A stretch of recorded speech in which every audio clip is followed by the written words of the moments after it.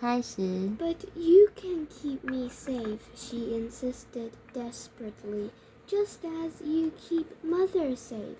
Her father smiled sadly, glancing at Igraine. I wish that I could, he said quietly, but this place is no longer safe for a child. The king might lay siege. The king might lay siege.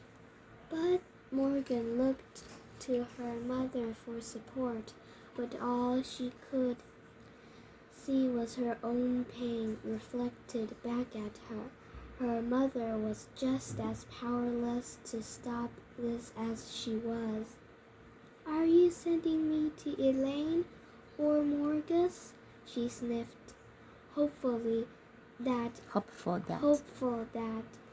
although she was leaving her parents and her home, she might at least see her sisters. The Duke shook his head sadly. A new life awaits you, Morgan. One of your sisters never had. He reached out, stroking her cheek. Leave here with your head held high, my love. And one day, when this war is over, you shall return to us. Knowing that it was hopeless to argue further, Morgan nodded. She hugged her father before turning to her mother.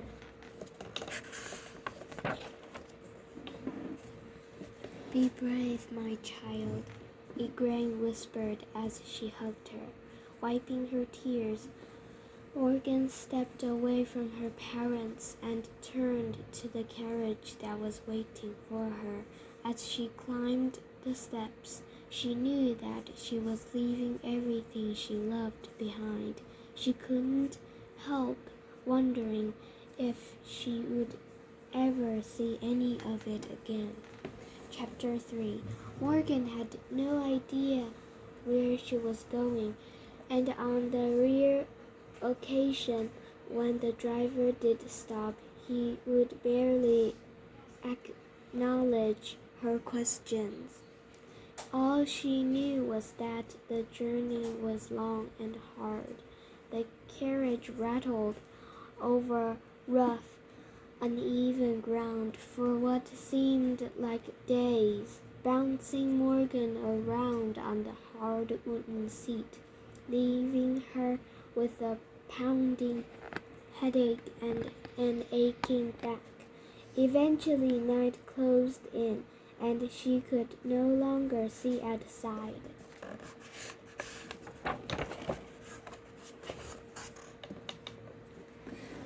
Morgan sighed as she pulled her furs tighter around her, slumping back on her uncomfortable seat.